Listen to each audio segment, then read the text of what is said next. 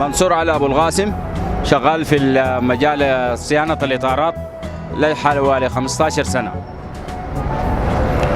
وبعدين الموضوع بتاع الكورونا ده يعني موضوع شوية كده خطير وحساس، لأنه أصاب كثير من دول العالم يعني، وما من داء زي ما بيقولوا إلا وله دواء. فحصل ووصى يعني الآن ظهر الداء ده، المفروض الناس تلتزم الإرشادات الطبية وكده، وتتجنب بقدر الإمكان مناطق الازدحامات والمناطق اللي فيها ازدحام وكده. والله هو الناس يعني قالوا لحد الحظر من 6 ل 6 يعني هسه، عشان كده حايمين في الشارع، بس الساعة 6 هم بيلتزموا لحد كده، لحد الآن هم ملتزمين يعني بالإرشادات دي يعني. فهسه جايين كمان قالوا يوم الأحد حظر زيادة جديد اليوم كامل فول دي يعني، فما معروف اللي بيحصل لهم شنو بعد ذاك يعني. هل هم يلتزموا جوا بيوتهم ولا؟ والله يعني بس الإنسان في حالة زي دي مفروض شوية يصبروا شوية الناس يعني لحد ما ال 21 يوم دي تمر يعني. هي ما 21 سنة 21 يوم، مفروض الناس دي تحاول بقدر الإمكان يعني تصبر شوية كده، ونحن غايته حنحاول نصبر يعني، نشوف اللي بيحصل شنو بعد ذاك يعني. الله يبارك فيك.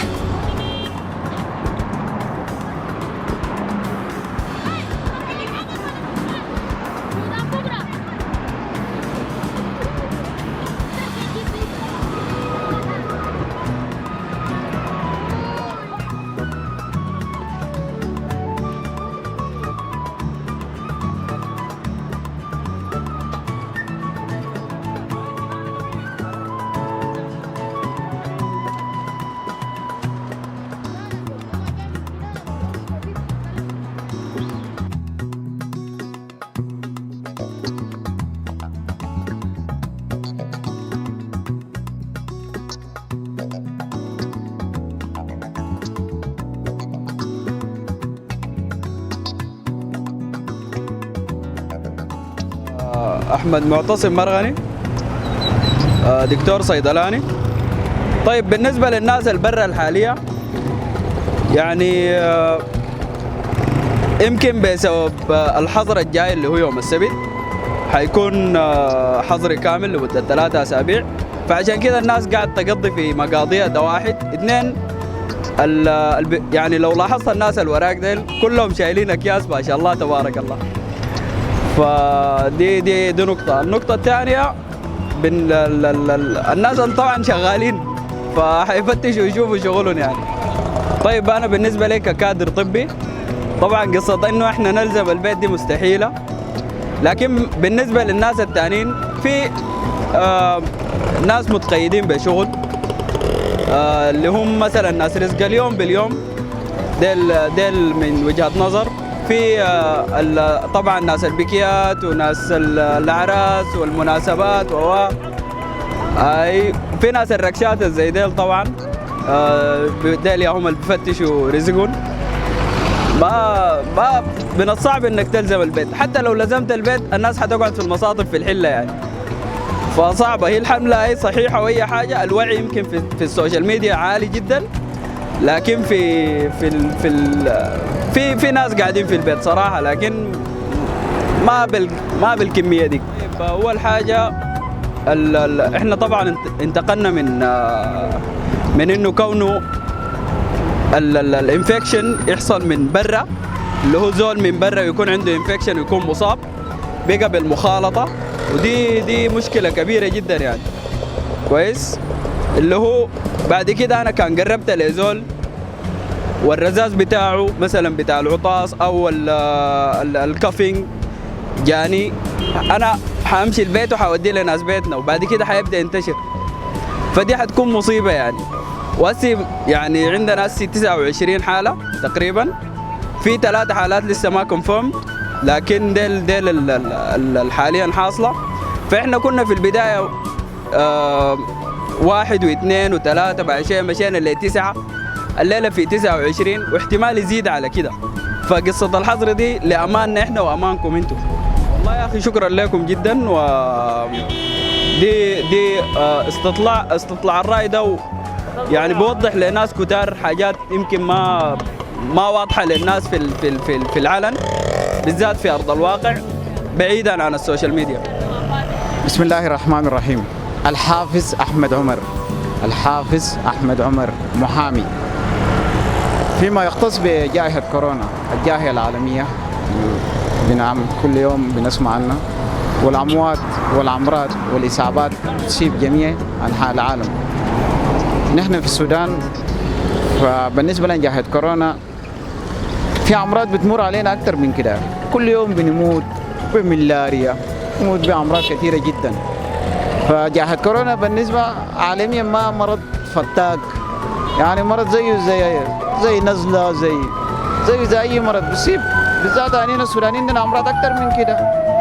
فالسيد وزير الصحة طلع قراراته، فنحن والله ما عندنا اعتراض إنه قرارات والإجراءات الاحترازية تتعمل، لكن السيد الوزير هل أنت أدركت مع بعض الأسر السودانية الفقيرة، بعض الناس لا يملكوا قوت يوم، أنت بتقول إن يا أخي 21 يوم أي زول يشتري ما يكفي لمدة 21 يوم، في ناس ما عندهم حق اليوم الواحد.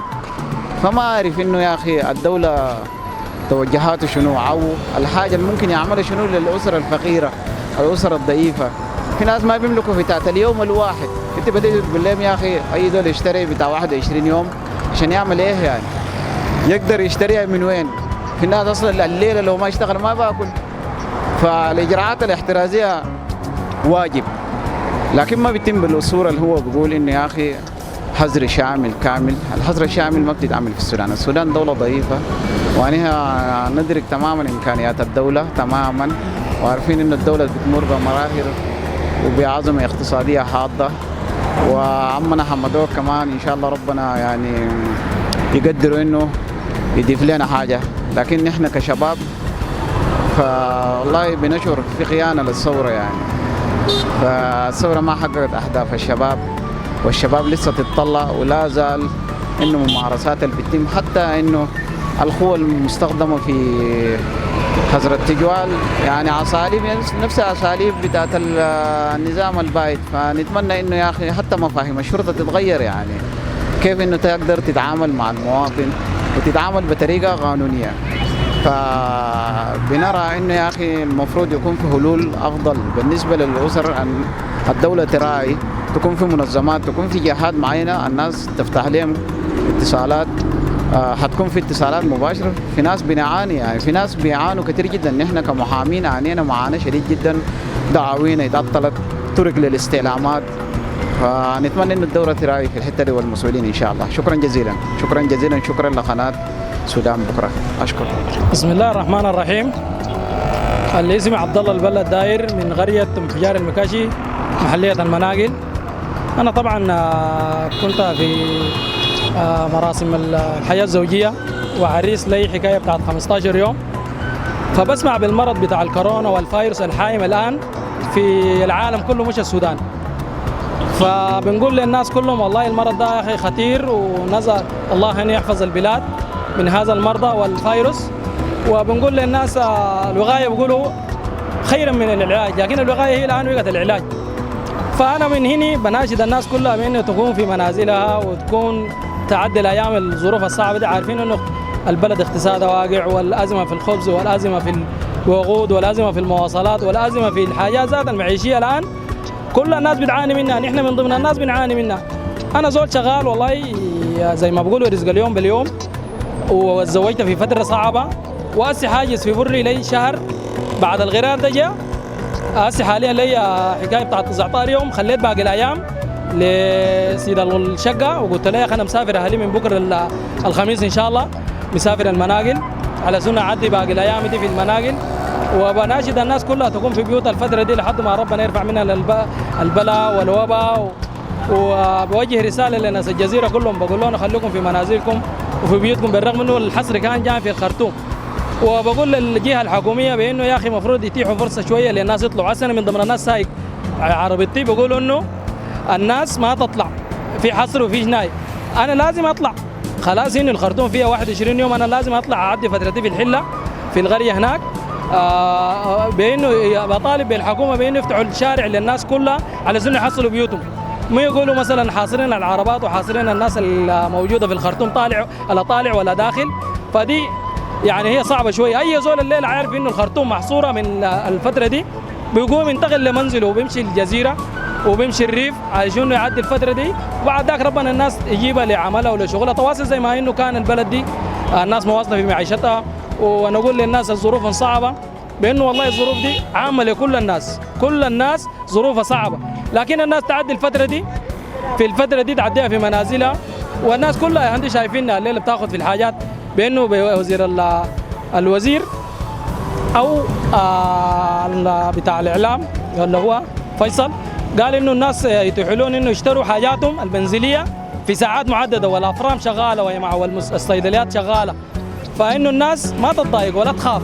في 21 يوم الناس بيعدوها والله زي ما بيقولوا في حياه ابسط الاشياء، فالناس تصبر على الحاجات الحاصله دي، وبنقول لهم يا اخي اصبروا، والناس كلها صابره، والظروف دي كلها الحكومه ظروفها صعبه، والمواطن ظروفه صعبه، والعالم كله مار بظروف اقتصاديه ومار بظروف انه الناس كلها واقفه، اصلا من ضمنها السعوديه واقفه. شكرا لكم، وان شاء الله ربنا يوفقكم، وان شاء الله ربنا يوفق الجميع.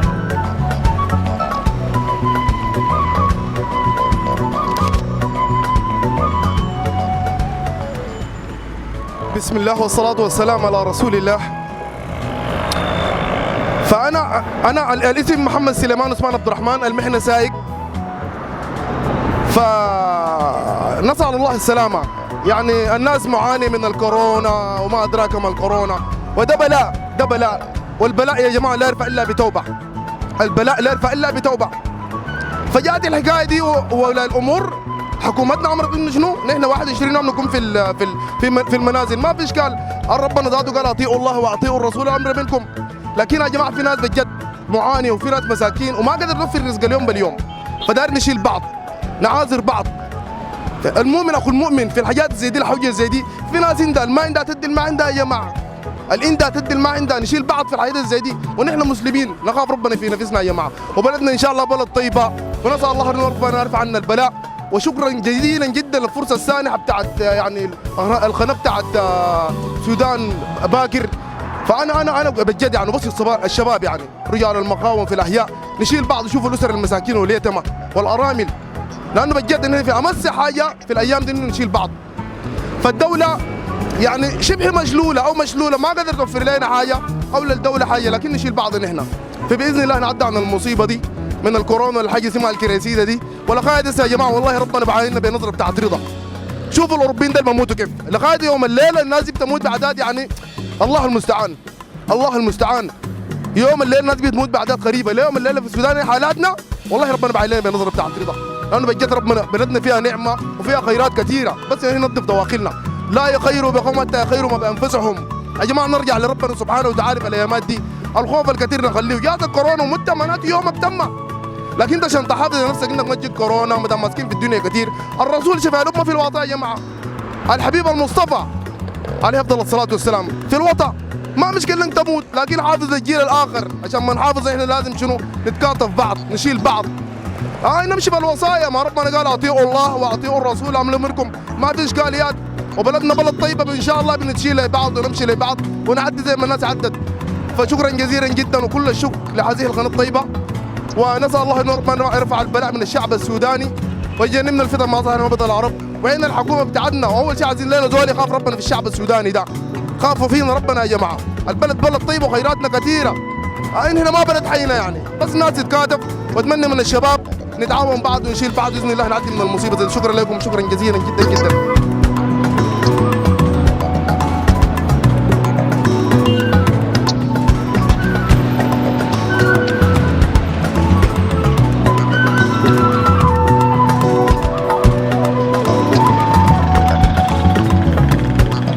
بسم الله الرحمن الرحيم، والصلاة والسلام على رسول الله صلى الله عليه وسلم وعلى آله وصحبه أجمعين. المرض ده خطير، ونحن ما عندنا له إمكانية بتاعت إنه نغارعه. أبسط حاجة وأكثر حاجة نحن قادرين عليها إنه نحافظ على نفسنا بس.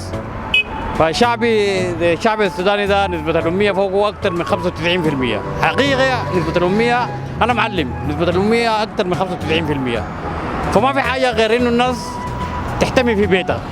اذا لحق المرض ده ينطلق ما عندنا امكانيه بتاعت انه نحصله ولا عندنا امكانيه بتاعت انه نحوشه.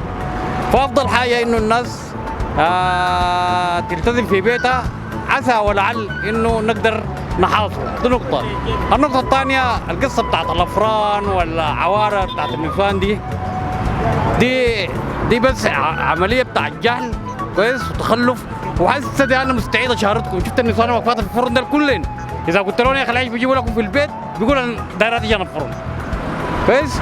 في بدائل من الناس ممكن تمشي النفيسه بالبدائل دي لحد ما ربنا يفرجها لخير. دي نقطه. النقطه الثانيه عملت انه الحكومه ما سوت، الحكومه ما عملت. الحكومه دي اصله عندها عصا موسى، بلد خربانه لها 30 سنه، في قوه بتصارع وبتغارع في الناس. الناس تقف مع بعض وتساند بعض وتحترم بعض على اساس انه يمرقوا من المعضله دي. لكن كون انه الناس تحاول تتحدى وتقف في الشوارع حتى لو ملاحظه الكمامه دي احتمال كبير جدا جدا والله تلقى اطباء حايمين هنا من غير هناك. يعني دي تدل لك على انه نسبه الجهل فينا متفشيه. يعني حسن الليله تمسك لك واحد تكلم وتقول له يا اخي كورونا، يقول لك يا اخي كورونا ما بيجينا، احنا ما عارف بلدنا حاره ونحن ما عارف شنو ونحن شنو، واصله لو جاتك كان كترت. الوقايه خير من العلاج. عسى ولعل انه ربنا يفرج علينا على اساس انه شعبي مسكين وشعبي ظروفه قاهره واموره زي الزفت. فنسال الله انه ربنا يفك المصيبه دي مننا وتحل المشكله ويعود السودان زي ما كان من الدول المرشحه لانها تكون سله غذاء العالم. والسلام عليكم ورحمه الله. هاي ما بحكي حسن واحد من الشباب قال لي يا اخي انت ليه ما لابس كمامه؟ قلت له يا اخي من التخلف بتاع الناس انا واقف في صف البنزين فقلعت الكمامه على اساس انه اقدر اتكلم مع بتاع الطرمبه. لما جيت لقيت واحد سرقه.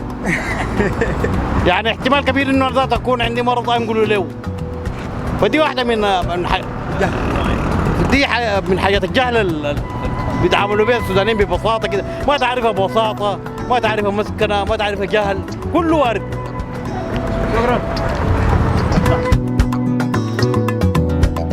بسم الله الرحمن الرحيم. السلام عليكم ورحمة الله. يوسف صلاح يوسف من ولاية الجزيرة، مدينة معتوق. أعمل بمخبز أهلي. أعمل بمخبز والله العظيم أن إحنا بنشتغل في الأسبوع 4 يوم و3 يوم دقيق ما في، غاز ما في، وكهرباء ما في، والبوابير جاز ما في. يعني هنعمل شنو؟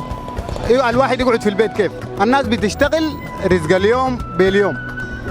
الناس الطالعه دي كلها بتشتغل رزق اليوم باليوم، وعيب والله الزول يقولوا مات بالجوع، احسن انا اموت بالكورونا ما اموت بالجوع. وانا شايف انه الحظر الشامل ده والله اذا كان حكومه اذا كان اي حاجه والله غير صحيح.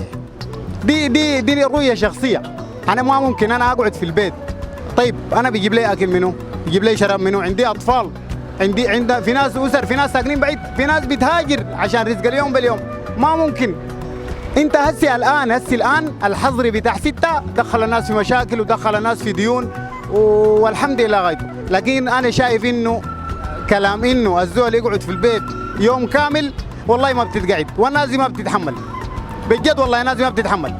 ومن العيب انه الزول يقولوا مات بالجوع، احسن انا اموت بالكورونا والله، تقتلني في الشارع ما اموت بالجوع. والله احسن اموت بالكورونا ما اموت بالجوع. والله بالنسبه للناس نعم المرض ده فتاك والمرض ده خطير وما عنده علاج. وهسه الحالات الظاهرت عندنا يعني ماشيه بكثافه. الان اليوم 32 حاله، نحن بدينا بحالتين الان 32 حاله. يعني دي حاجه صعبه اذا كان بالمخالطه او ناس غادمين من برا جايين من الامارات جايين من ايطاليا جايين من اسبانيا. افتكر انه الناس برضه رغم الصعوبه بتاعت المعيشه تحاول برضه تحتمي في المنازل، برضه تحاول تحتمي في المنازل. وان شاء الله نتمنى انه الحكومه تضع لنا حلول توفر لنا زي ما قال اخونا قبل شويه العيش ولا هي المستلزمات اليوميه، اذا كان من بغاله، اذا كان من صيدليه، اذا كان من مخبز، وشكرا جزيلا، اتمنى الصحه للجميع ان شاء الله. حسن علي أبو القاسم الإمام، سكن الديوم الشرقية. بالنسبة لموضوع كورونا ده والحصر اللي حيحصل 3 أسابيع، فالواحد بيفترض من نفسه إنه الشغلانية دي حتكون عبء كبير على الحاكم. فبالنسبة للمصاريف والمعيشة بتاعت الناس، يعني الشغل حيكون يعني مصغل بالنسبة لهم. وفي نفس الوقت الشعب السوداني ما بتقدر تحصره كله في زمن معين. فالشغلانية كالآتي: إذا قللوا مثلا الحصر ده، بدل يكون 3 أسابيع مفترض يكون أسبوع، وفي الأسبوع الناس تتحرك مثلا 4 ساعات أو 6 ساعات في اليوم، عشان الناس ما بتقدر توصل كل الإمكانيات لكل شخص أو لكل أسرة في بيتها. وفي ناس في الأطراف.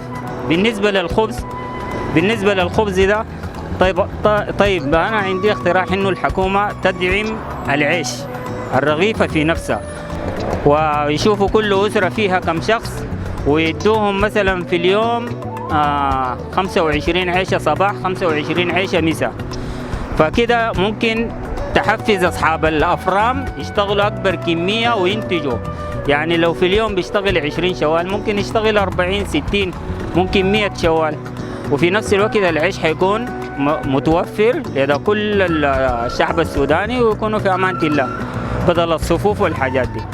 وبالنسبة للناس اللي في الأطراف، إذا ما قدروا يوصلوا لهم كميتهم 25 صباح 25 مساء، ممكن يدوهم كميتهم، يدوها لهم دقيق يوصلوها لكل أسرة في المنزل بتاعهم. فكده بيكونوا حلوا مشكلة أزمة العيش. بالنسبة لي أنا شغال في الأعمال الحرة، فرزق اليوم باليوم، يوم في يوم ما في. بالنسبة للأسر الثانية، في ناس قاعدين في بيوتهم، في معظمهم شغالين، والمعظم يعني 90% ديل ممكن يكونوا شغالين، أو 70 أو 75% يكونوا قاعدين عطالة. بالنسبة لهم ديل كيف يعني حيوفروا لهم قروشهم دي كيف؟ مثلا لو دايرين يدوا مثلا في الأسبوع أو في الشهر، حيقيموهم كيف؟ بالنسبة لهم تقييم صعب، ما حيقدروا يحصروهم. أول حاجة عدد الناس حاليا طبعا دي حاجة من ربنا سبحانه وتعالى. مرض كورونا ده، المرض ده حسي قدروا ما يعني الدول المتقدمة، نحن دول السودان في الحسبة كده الدول الثالثة، يعني ما عندنا إمكانيات عشان تقدر تكافح مرض زي ده. فالشغلانية حتكون صعبة شوية بالنسبة للشعب السوداني. هسي مثلا زي دولة الإمارات العربية، دي الناس عندهم إمكانيات بيقدروا، لكن هنا في السودان صعب إنه يعملوا نفس الإمكانيات اللي عملوها هناك. يعني أقل حاجة غير الكمامة والوقاية بتاعت النصل اللي بيعملوه في الأيادي ده، ما في حاجة تانية.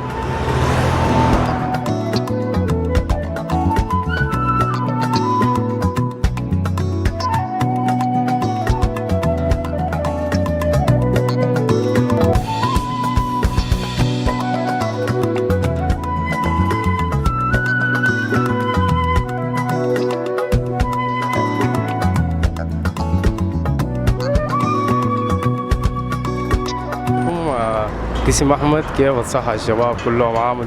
الشعب السوداني والله ما شاء الله شعب طيب ما شاء الله. يعني الناس يعني شنو يا جماعة، الناس يعني تقعد في بيوتها، هم الناس تقعد في بيوتها من الكورونا والحياة دي. ايوه انتوا عارفين الحالة صعبة اللي عم في السودان وكده، الناس هنا تقعد في البيوت كده، والشباب عامة كل الشباب. هنا السودان والله شعب طيب، السوداني ده ما شاء الله كل الشباب الناس تقعد في بيوتها وكده عامة. يعني أنا والله حاليا كده ساكن صوب الحلة يا شباب، والله الحالة صعبة والحارة صعبة، والناس تقعد في بيوتها ومن الكورونا والحاجة دي. ايوه انا ساكن المعمورة، انا شغال في العقارات، في مجال بتاع العقارات كويس، سمسار في الامارات كويس. وبعدين بالنسبة للحصار اللي انت حاليا الحكومة اعلنوا امبارح واول امبارح كويس، لأن بالنسبة لنا نحن لأننا مضررين خالص كويس. لأن أول حاجة ناس ما موظفين الحكومة وما شغالين كويس، يعني ناس شغالين رزق اليوم باليوم اول حاجه كويس. بعدين غير ذلك لان نحن كمواطنين سودانيين بنعاني من حاجات كثيره جدا كويس. بنعاني اول حاجه كويس من مشكله بتاعت الخبز، المشكله بتاع المواصلات كويس. من غير ذلك انه في ناس لو ما طلعوا الشارع ده ما حيقدروا يعيشوا اصلا كويس. في ناس الليله لو ما طلعوا الشارع ما حيقدروا يعيشوا اصلا ولا حيقدروا ياكلوا وجبه كويس.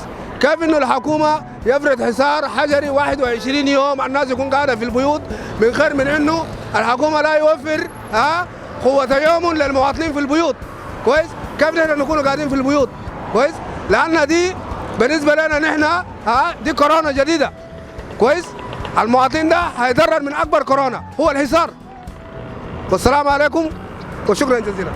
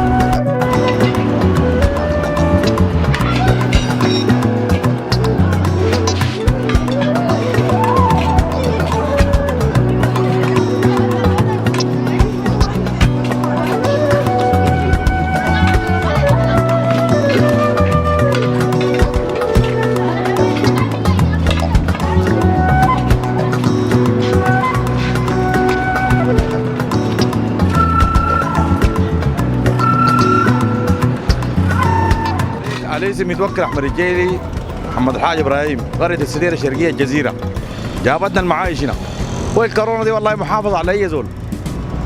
يعني دي حاجه صحيه انت حافظ مش على نفسك، على بيتك، على الشارع، عن السوق، عن اي محل تحافظ لنفسك وللمعاك. يعني الحكايه دي مرت في الدول كلها وقتلت ناس كثيره واتعبت ناس كثيره. احنا عندنا في السودان هنا نحافظ على رقبتنا وعلى المعانا. يعني ليه احنا ولرقبتنا والناس اللي معانا. لو عملنا خشير في المرض ده ما حنقيف، لانه لو سلمت على زول او عطشت لزول حتمشي البيت حتقتل لك قريب 15 20 نفر، حتقفل البيت عادي. انت البيت ده لو سلمت على واحد حتقفل البيت. فانا داير من نحن السودانيين تلتزم في بيوتها والعنايه اهم حاجه يا اخواننا، تقعد في بيوتها وتحفظ بيوتها، لانه المرض ده حاجه حساسه او مرض حاجه عجيبه. يعني في الدول البريه شايفين مراكم 1000 نفر 20 نفر و40، احنا دي ما دارينا والله، دايرين نحافظ على نفسنا والرزق ده على الله يا اخي. يا اخي من هذا ده اي زول ولدوه من ولدوه طوالي شرب وكل طوالي، الرزق ده على الله ما على زول يا اخي. شكرا لك وكتر خير. بسم الله الرحمن الرحيم. حسن محمد حسن يسري بالشجره. والله يا اخي انا حايم لانه كايس بنزين من الصباح. فعلا الكورونا وخليك في بيتك وكذا، لكن كايس بنزين وكايس عيش، حاجتين ديل ما لاقين. اكون في البيت كيف؟ انا اكل شنو؟ اكون في البيت كيف؟ ونحن طبعا كلنا عارفين انه الكورونا دي حاجه خطيره، والعالم كله عارف يعني الموضوع ده، الناس تقعد في البيت واي حاجه، لكن في حاجات المفروض يوفروها. حاجات المفروض يعني انا المفروض ما اقف في صف عشان ما تجيني الكورونا ذاته، ما اقف في صف عيش، ما اقف في صف بنزين.